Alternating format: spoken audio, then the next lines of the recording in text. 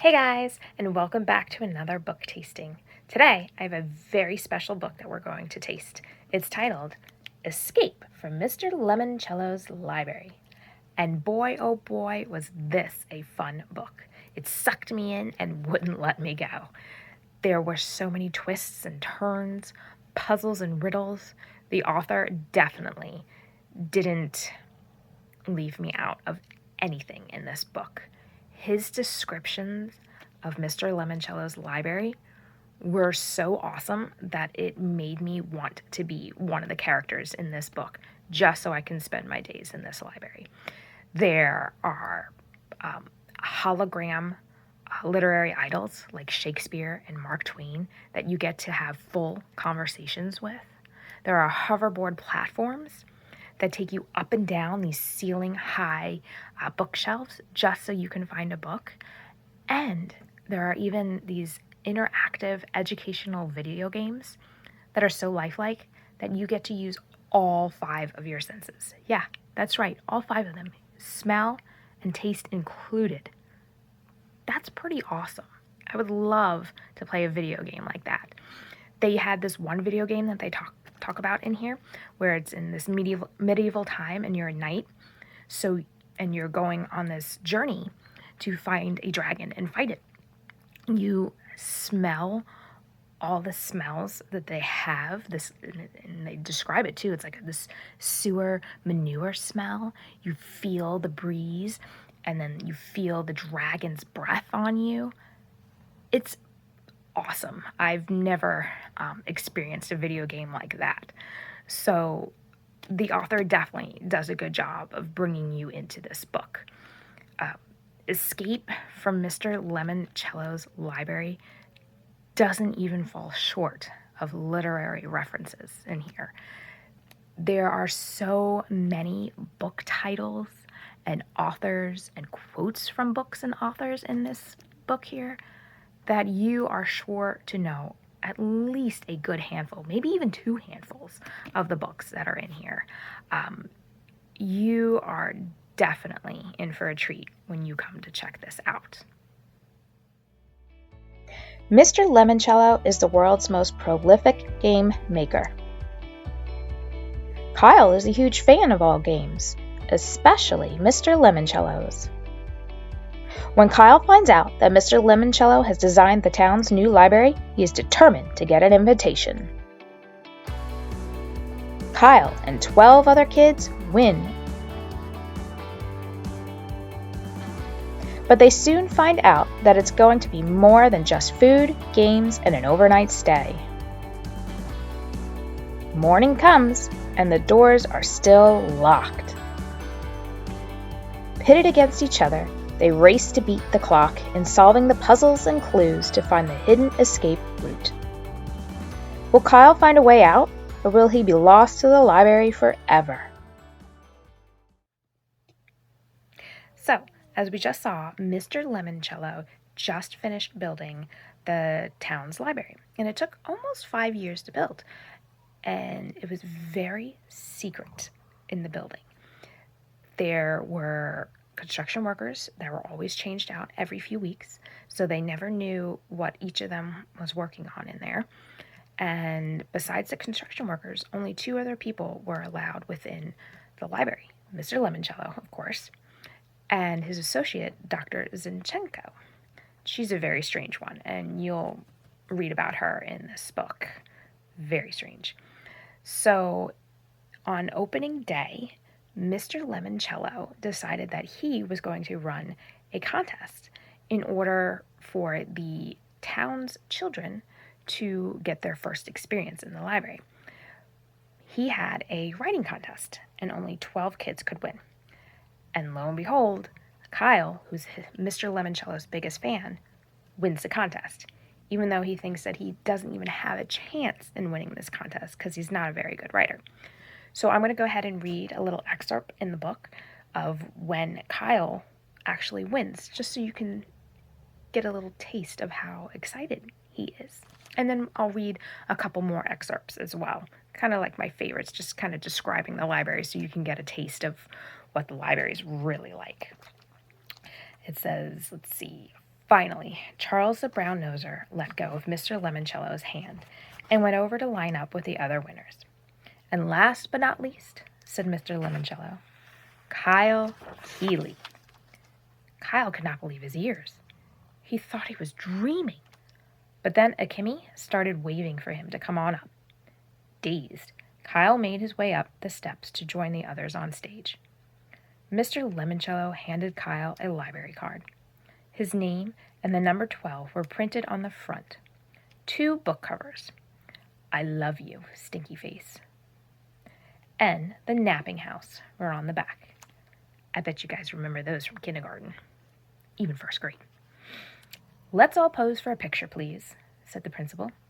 When everybody moved into position for the photographer, Kyle found himself standing right next to Mr. Lemoncello. He swallowed hard. I'm a big fan, sir, he said, his voice kind of shaky. Why, thank you. And remind me, you are... I'm Kyle, sir. Kyle Keeley. Ah, yes, the boy who proved what I've always known to be true. The game is never over till it's over. Bong! So, Mr. Lemoncello is very eccentric, and you'll read about that in this book. You'll see how different he is from the normal way of life and kind of how we say normal people. All right, so let's go ahead and skip over to another excerpt of this book. It's when the kids are first introduced to the library and take their first steps in. Let's see.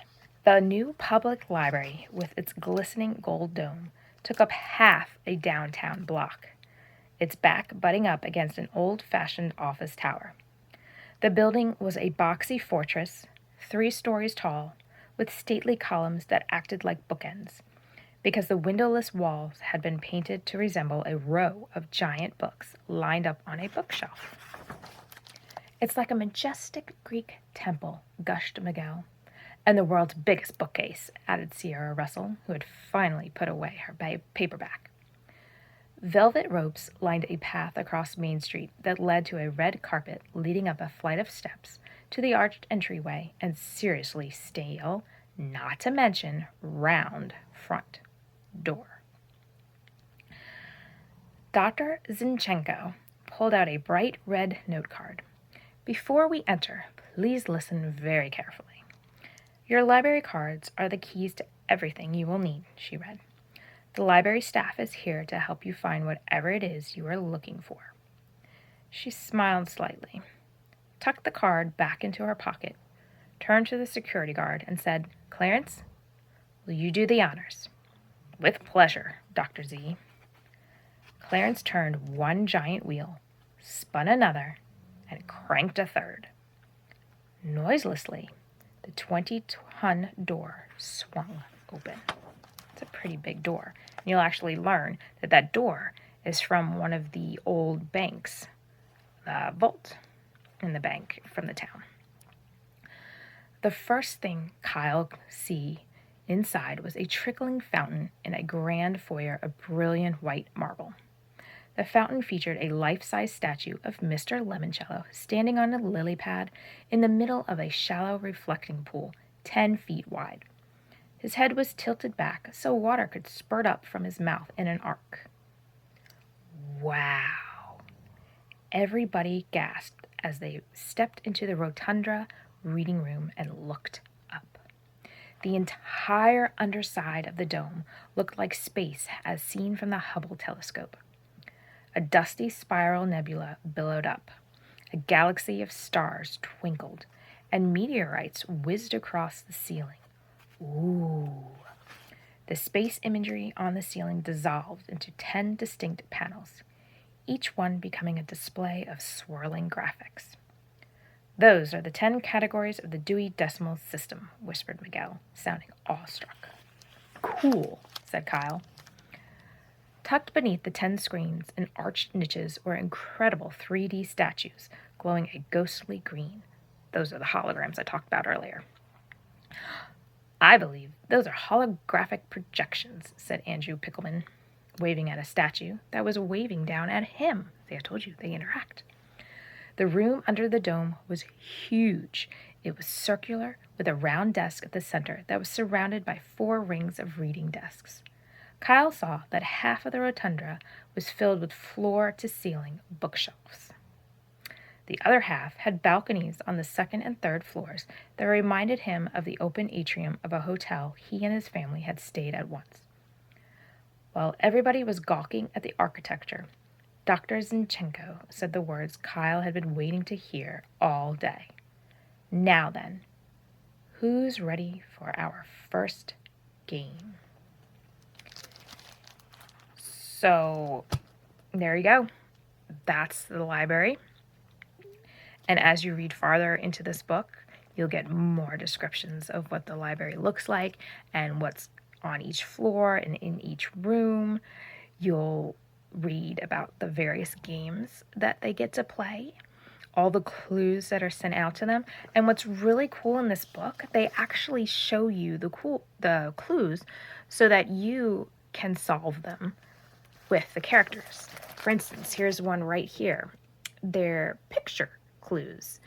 And I don't know if you guys have ever seen these or have ever worked on a clue like this, but you basically look at the clues and you figure out what the word is.